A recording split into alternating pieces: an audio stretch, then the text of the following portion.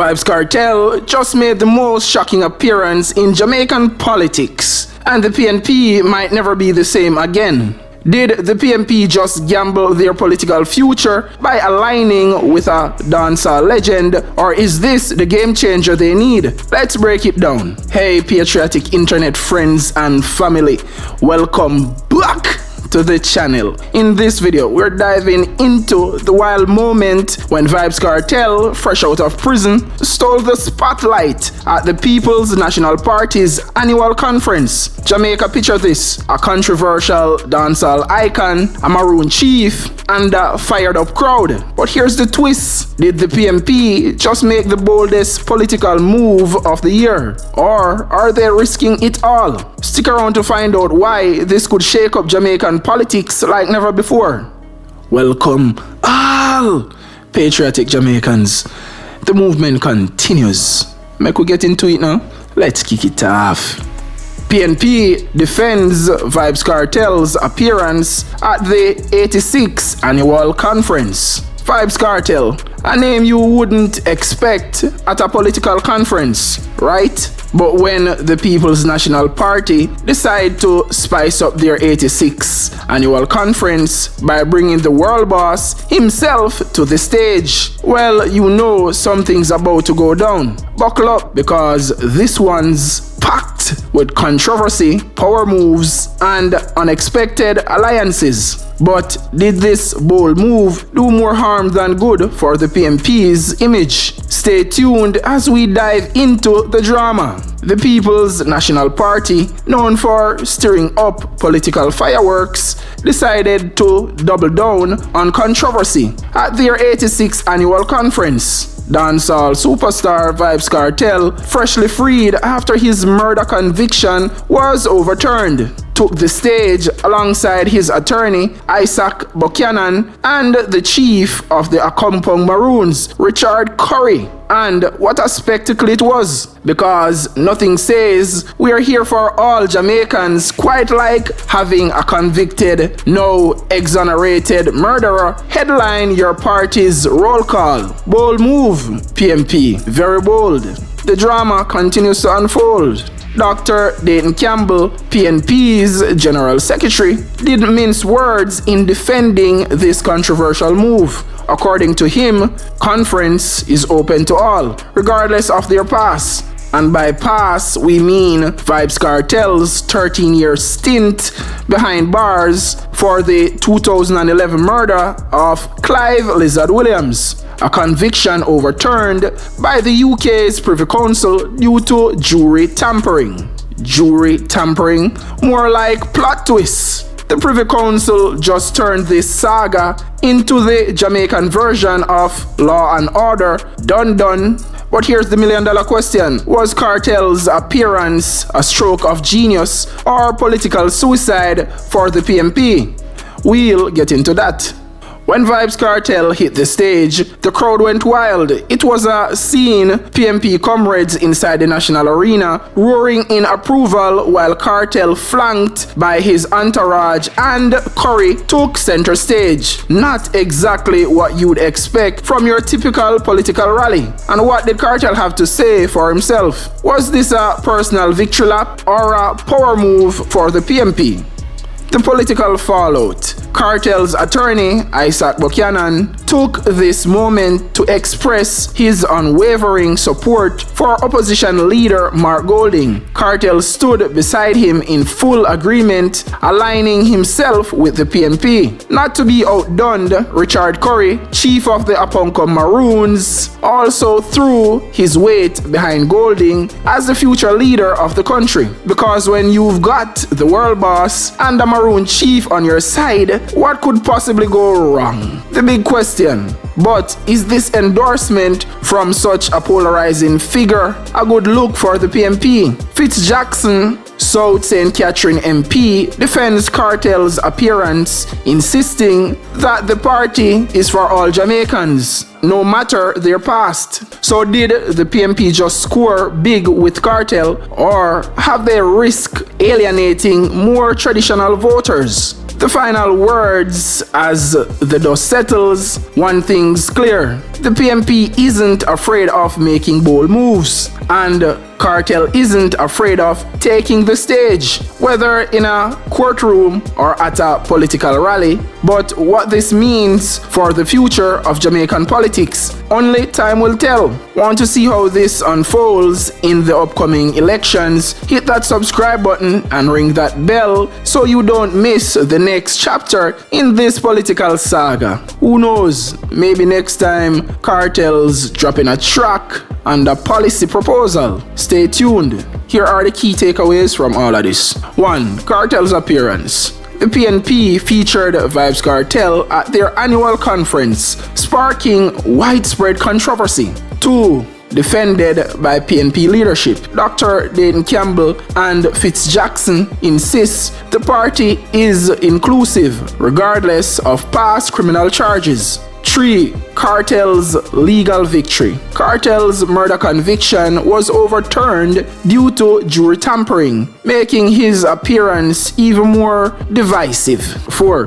Political endorsement. Kartel and his attorney expressed support for the PNP leader Mark Golding, while Maroon chief Richard Curry also endorsed Golding as Jamaica's future leader. 5. Impact on PNP image. The PNP's decision to align with Kartel could either win them favor with younger progressive voters or alienate more traditional supporters. Will the PNP's risky gamble pay off in the next election? Or will Kartel's past overshadow their political goals? Stay tuned for the fallout. Here are some questions you might have and the answers to address your concerns. Question number 1. Why did the PNP choose to feature Vybz Kartel, a controversial figure, at their conference? Answer. The PNP aimed to leverage Kartel's high profile and broad appeal to energize their base and attract attention. They believe that his recent legal victory and influence in Jamaican culture can be harnessed to boost their political message. Question number 2. How will Kartel's appearance affect the PNP's reputation among traditional voters? Answer. Featuring Kartel could alienate traditional voters who may view the move as endorsing a controversial figure. However, the PNP is banking on gaining support from younger, more progressive voters who admire Kartel's resilience and popularity. Sound like them a try target the more uninformed voters. Question number 3. What are the potential risks of aligning with a figure like Vybz Kartel? Answer. The primary risk includes public backlash and accusations of condoning past criminal behavior. This could lead to a loss of credibility among voters who prioritize integrity and lawfulness in their political leaders. Question number 4. How does Kartel's legal history impact his endorsement of the PNP? Answer. Kartel's overturned conviction due to jury tampering adds a complex layer to his endorsement. While legally exonerated, his past remains contentious, potentially stirring controversy and debate about his role in politics. Question number 5. What does this move mean for the PNP's future strategy? Answer. This move signals a strategic shift towards leveraging high-profile, unconventional endorsements to distinguish themselves from their rivals. It reflects a strategy focused on capitalizing on current culture dynamics to drive voter engagement. Question number 6. Will this decision help or hurt the PNP in upcoming elections? Answer. The impact will depend on voter perception. If the move successfully attracts younger and more diverse voters, it could boost the PNP's chances. Conversely, if it alienates traditional supporters, it could backfire. We can't say how this would backfire, knowing Jamaican and the Jamaican culture and how people love entertainment and excitement. That's all I really care about. This is just demagoguery. This is the perfect example of demagoguery. Yes, go watch my video. Me go deep and in depth about political demagogues. Yes, so this is the perfect example of demagoguery. It's the third video I uploaded on this channel. I think the title is Jamaica, is our voting system flawed? Demagoguery versus democracy. Question number 7. What are the broader implications of this endorsement for Jamaican politics? Answer. This endorsement could signal a shift towards incorporating more populist and cultural figures in political strategies, potentially changing how political campaigns are conducted in Jamaica and influencing future party alignments. Question number 8. How is the PNP justifying their decision to the public? Answer. The PNP is justifying the decision by emphasizing inclusivity and the belief that everyone deserves a second chance. They argue that cartel support for their leadership could bring positive change and revitalization to the party.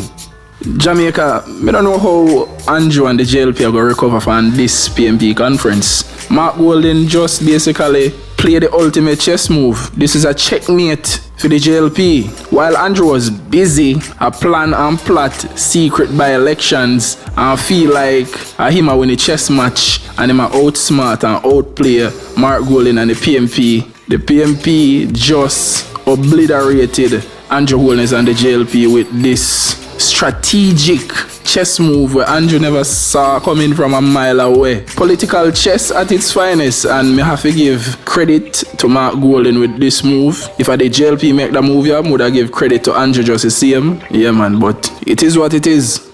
Jamaica, this is all demagoguery. What's a demagogue? Who's a demagogue?